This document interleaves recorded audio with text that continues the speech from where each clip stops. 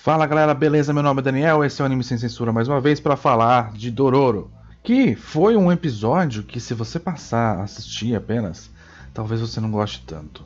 Mas eu estou aqui para te falar que teve bastante coisa de construção de mundo nesse episódio, de desenvolvimento de personagem e também dando dicas de algumas coisas que podem acontecer no futuro. Tá?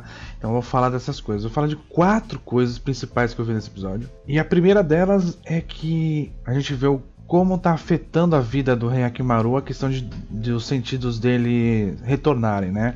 Nesse primeiro episódio a gente tem uma cena do Rei Hakimaru na chuva, que ele está literalmente sentindo a chuva. Provavelmente ele nunca havia sentido a chuva na vida, né? Então ele está ali debaixo da chuva, tomando chuva, sentindo a chuva, querendo entender o que é aquilo, o que é chuva, porque ele não sente barulho disso, ele nunca sentiu isso na vida, né?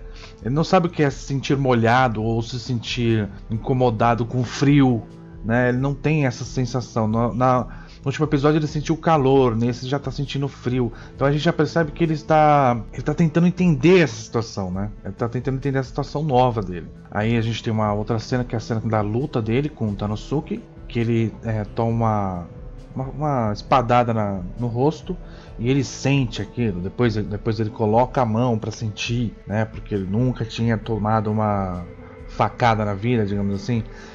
Mais uma vez ele tá tentando entender e o anime tá mostrando pra gente que ele não entende aquilo, que ele tá tentando entender. O anime presta bastante atenção nesses detalhes de mostrar pra gente que o Hyakimaru, aquilo é novo pro Hyakimaru, que aquilo vai ser importante para o Hyakimaru em algum momento, que aquilo pode fazê-lo se desconcentrar ou alguma outra coisa.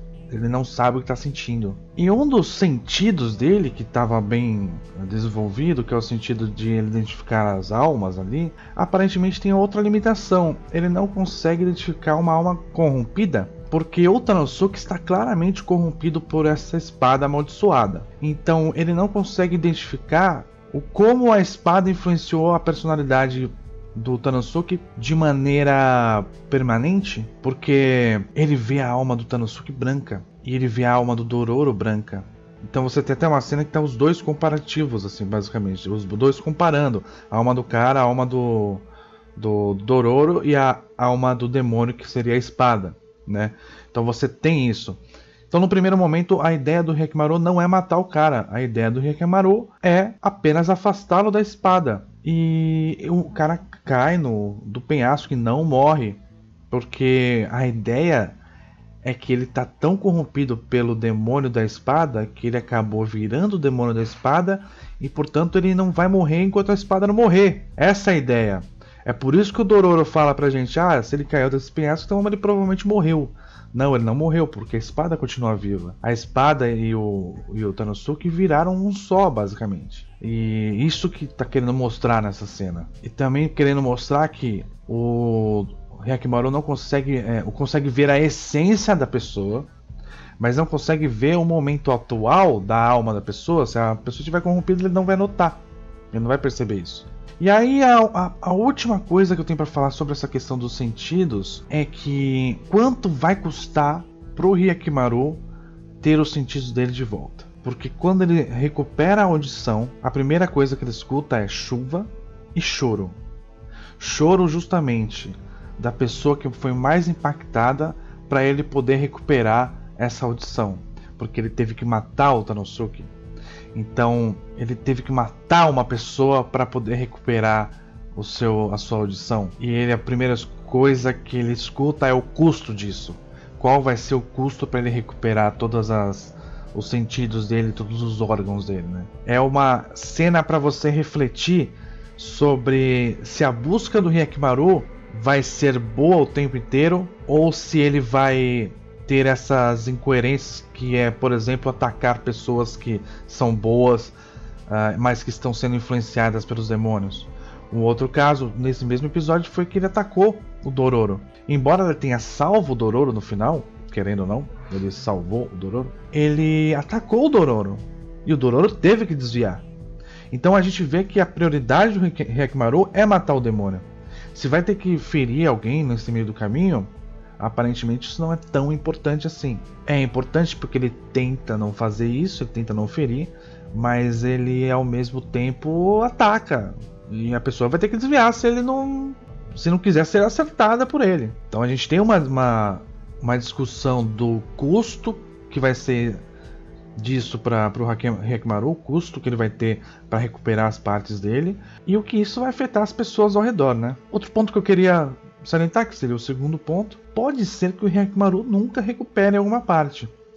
Isso porque nesse episódio a gente vê que o demônio da espada estava selado dentro da bainha. Então se o Lorde não tivesse jogado a espada pro Tanosuke e o Tanosuke desembainhado, o Hyakkimaru nunca teria acesso a esse demônio. O Hyakkimaru nunca conseguiria recuperar a audição se o Tanosuke não fosse lá, pegasse e desembainhasse. Automaticamente, no momento que o Tanosuke tira a espada, já cria um custo extra pro Hyakkimaru, que ele vai ter que matar provavelmente a pessoa que estiver sendo influenciada por esses demônios, né? Por esse demônio no futuro. A gente teve acesso a uma classe de demônio, digamos assim, nesse episódio, que influencia pessoas. A gente está falando de uma situação onde o Hyakkimaru não vai ter escolha. E isso dá uma complexidade extra, que não é só, eu vou matar monstrinho, eu vou matar demônio.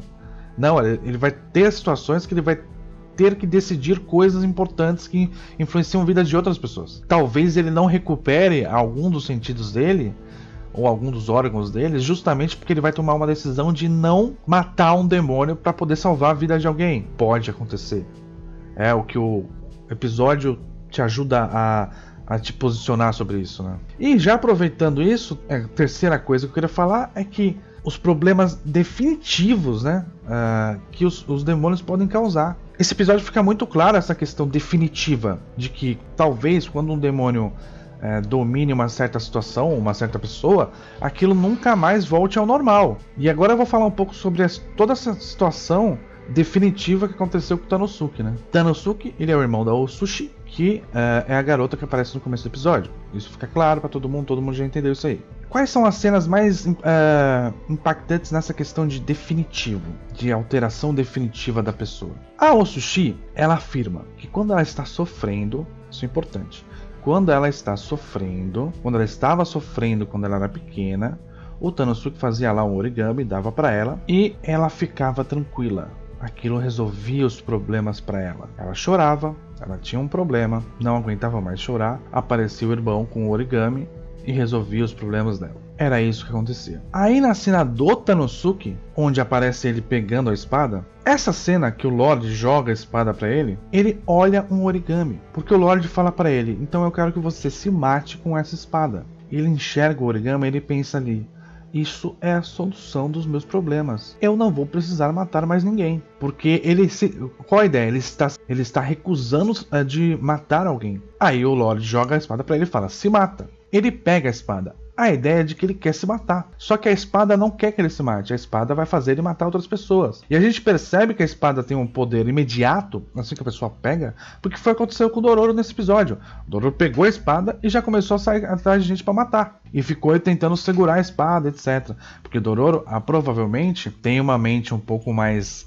limpa, mais saudável do que o Tanosuke. O Tanosuke já estava em completo desespero. Ele já estava negando matar alguém para o Lorde. Ele já queria se matar, né? O Dororo não está nesse nível. Então, ao pegar a espada se aproveitou de todo esse ranço que tinha, toda essa depressão, esse desespero do Tanosuke, e inverteu. Então a vontade dele de se matar se inverteu em vontade de matar os outros. Essa alusão do origami, ele vem do origami pegando a espada, é justamente isso. Ele achava que a espada seria a solução para ele. A espada ia acabar com a vida dele, então seria uma solução para ele, ele não teria que matar mais ninguém. Só que ela fez o contrário. Tanto é essa questão de ele querer morrer para acabar com os problemas dele, quando ele morre de fato no final do episódio, ele está sorrindo. Então o objetivo dele foi alcançado. Outra cena que reforça essa questão de ele estar impuro e agora estar puro, ou estar puro e depois impuro, no momento que ele pega a espada, ele já muda a cor do cabelo. Não no momento que ele pega a espada, ele mata todo mundo e aí ele já muda a cor do cabelo, porque aparentemente Essa espada ela suga a energia vital da pessoa a ponto de colocar esse demônio da espada, ele absorve a energia da pessoa a ponto de transformar a pessoa num demônio, pelo menos no comportamento, né? Então, isso é um outro indício de que houve uma mudança absurda aí, de que ele está impuro agora, né? Que ele não é mais a pessoa que ele era. Outra coisa que deixa claro isso são os origamis, porque no episódio aparece o origami dele que está amarelo e aparece o origami da Osushi que está em vermelho. O amarelo é sujo, né? O amarelo é uma coisa suja. E nas cenas pós-crédito tem o origami em branco, branquinho, tá de dia, tá clarinho, não tá chovendo, e o origami tá branquinho e o origami da Osushi tá vermelho. Então isso também dá também uma mensagem subjetiva de que houve uma purificação ali. Essa coisa que eu falei também da energia vital, lembrando agora que a espada suga a energia, é tão clara que o Dororo, ao se desfazer ao Hyakimaru tirar a espada do Dororo, o Dororo fica cansado e vai dormir, porque a energia dele foi sugada, né? Então esse é um aspecto. E para aproveitar esse gancho do Dororo, outra coisa que fica clara nesse episódio é que o Dororo vai passar problema por ficar perto do Hyakimaru. O Hyakimaru vai causar problemas sérios pro Dororo. A agressividade do Hyakimaru com relação ao Dororo para tirar a espada dele é um exemplo claro e é uma mensagem clara pra gente de que o anime vai fazer com que o Hyakimaru coloque o Dororo em situações perigosas. Isso é uma mensagem clara do que a gente pode esperar daqui pra frente. Então, a construção desse episódio foi feita para colocar conceitos na nossa cabeça, para colocar padrões e realidades desse mundo, para construir esse mundo, para a gente poder, no futuro, quando algo acontecer, a gente ter um contexto. Não vai ser tanta surpresa, mas a gente vai automaticamente achar coerente. A gente vai achar coerente o Hyakimaru não conseguir identificar se uma pessoa é inimigo ou amigo, conseguir identificar apenas o demônio. A gente vai achar coerente o Dororo passar perrengue por causa do Hyakimaru. A gente vai achar coerente o Hyakimaru recuperando alguma parte dele com uma decisão completamente estranha ou ao menos dúbia, né? Uma coisa que a gente acha, pô, Hyakimaru, você fez merda. Então, é isso que o anime tá falando. Eu acho que é um bom episódio de construção, é um bom episódio de contextualização. Se você assistiu o episódio apenas pela animação ou pela direção, talvez você não perceba essas questões de construção de mundo. Assista 2 vezes para ver se você entendeu. Eu acho que foi basicamente isso. Não se esquece de deixar seu like, se inscrever no canal, comentar aqui embaixo, porque é muito importante que você comente. Se você gostou, se você não gostou, se você acha que o anime está falando de mais coisas do que eu estou falando, coloca aí embaixo para complementar o que a gente está falando aqui. E também para discordar, se você quiser, tá? Então comenta, compartilha, se inscreve no canal. Muito obrigado, viu, galera? É isso, valeu, falou!